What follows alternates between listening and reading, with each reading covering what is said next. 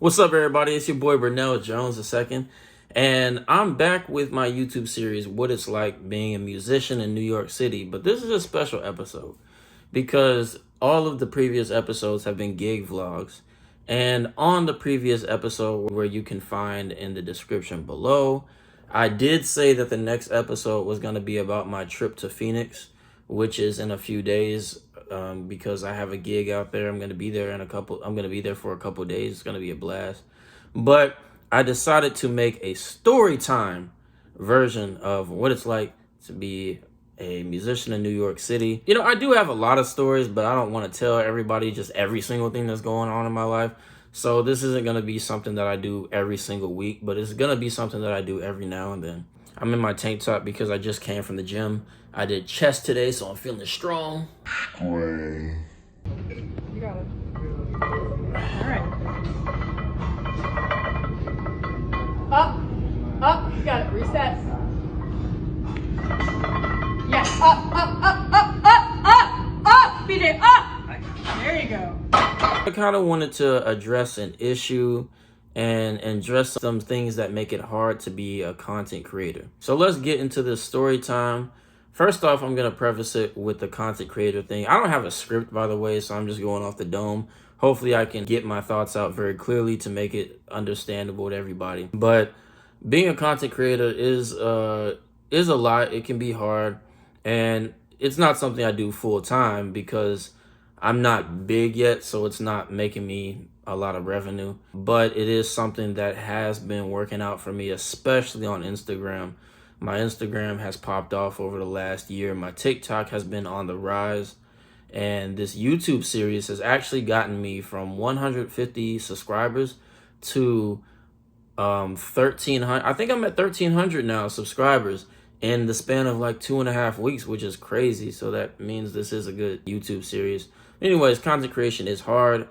And one of the things that makes it hard is trying to satisfy the community guidelines of every platform that you go on, because it seems like this day and age, the community guidelines are policed by AI.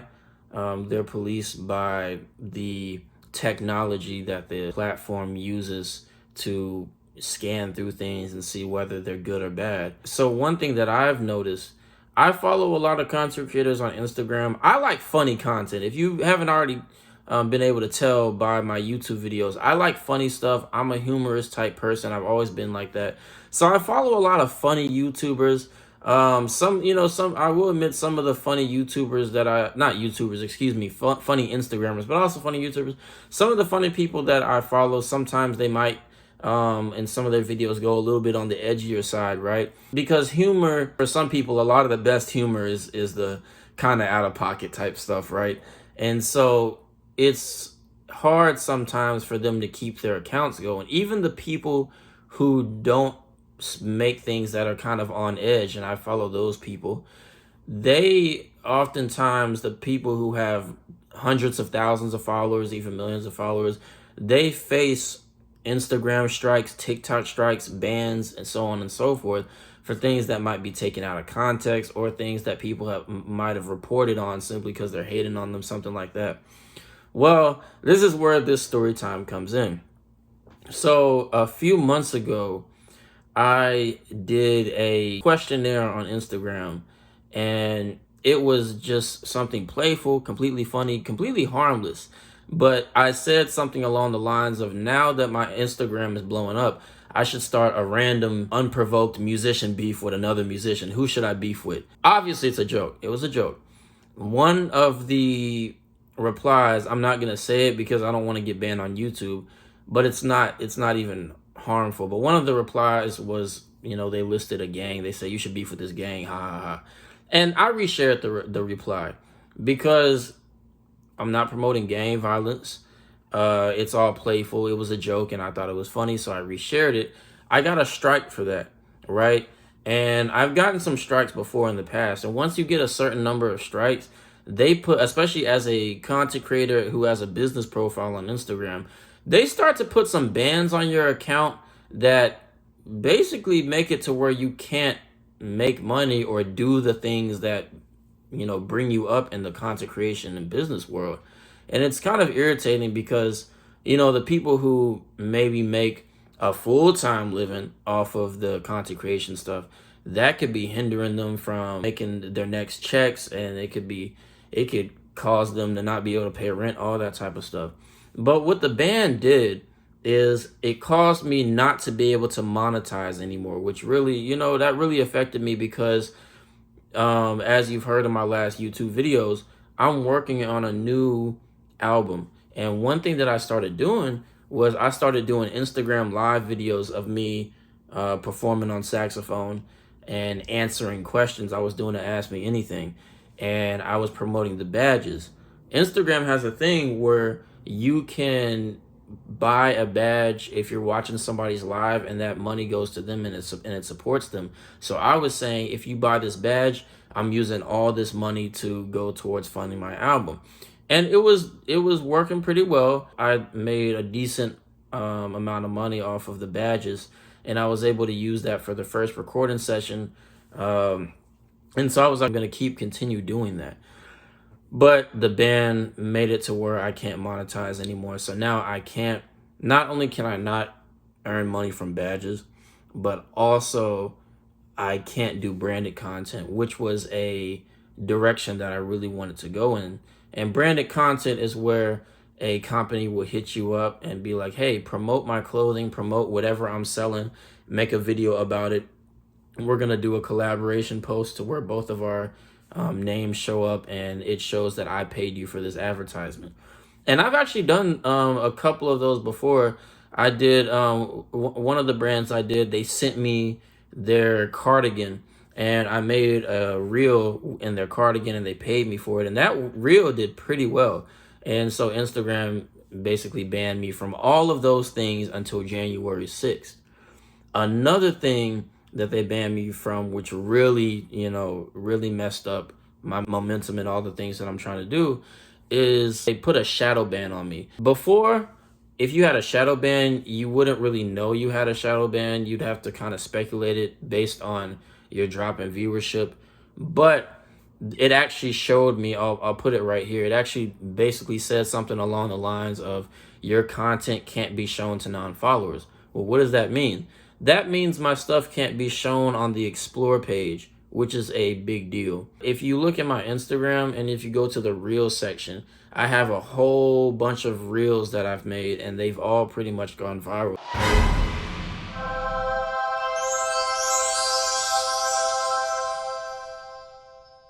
They've all have at least like 20,000 views. One of the top ones right now has 1.5 million views. The other ones 300,000, 100,000. Like, I have a lot of reels that have gone up there, right? And because I have the shadow ban placed on me now, I can't be recommended in the Explore page, so my reels can't go viral. And I actually tested it. I tested this out when I first got the ban. I posted a reel, and it got 0 engagement except for from my followers, and it didn't do that much. It got like 1,500 views, and then it capped right there pretty much. My thing is, I'm gonna tell you right now, and the people who know me know, I don't really care about the views and the followers in the way that maybe influencers care about that stuff. What I care about is pushing forward my career and getting opportunities that I wouldn't normally get as just a regular gigging musician. I like doing branded content.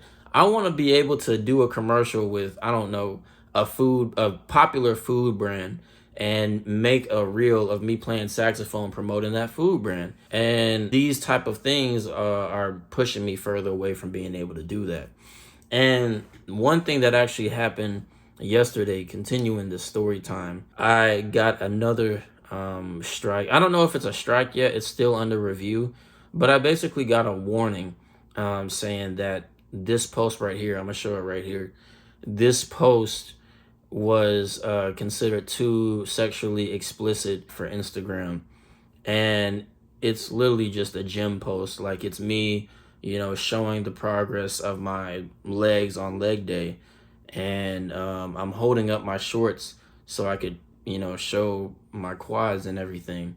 And I just think it's unfair, because let me preface this with I do not have any problem with people who post explicit pictures of themselves on Instagram. It doesn't concern me. It's not something that bothers me. I think we should be able to post whatever we want, obviously within reason, but I don't have any problem with, like women who post very revealing pictures or whatnot. Because you know how it is, maybe older people are like, you guys shouldn't be doing that. That's inappropriate. I don't care about that stuff. It doesn't bother me. I don't care about bodybuilders who post, these type of pictures where you can see everything except for, their crotch area. Like, it is what it is. Post whatever you want. I really don't care. I do have a problem with with how Instagram is treating me specifically, but because it's like they can post that, but I post a regular gym pic that isn't revealing at all. I mean, it's showing my legs and my arms, and I get a strike. And it just makes me feel as if Instagram is targeting me. I do sometimes think that platforms in general are harsher on black content creators. And it's not even that I think that that's definitely a real thing. I mean, any, black content creators, we definitely face things that we shouldn't. I mean, that's basically the the whole story of all the Instagram ban stuff that's been happening with me. I think when I first got shadow banned, it was a blessing in disguise because it made me focus on my TikTok more, and I got my TikTok up. It's not, my TikTok isn't huge yet, but it definitely came up a lot.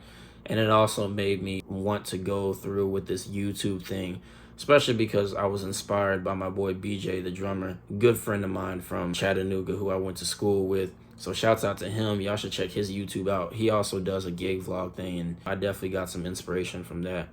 But now moving forward, I have made a new Instagram account.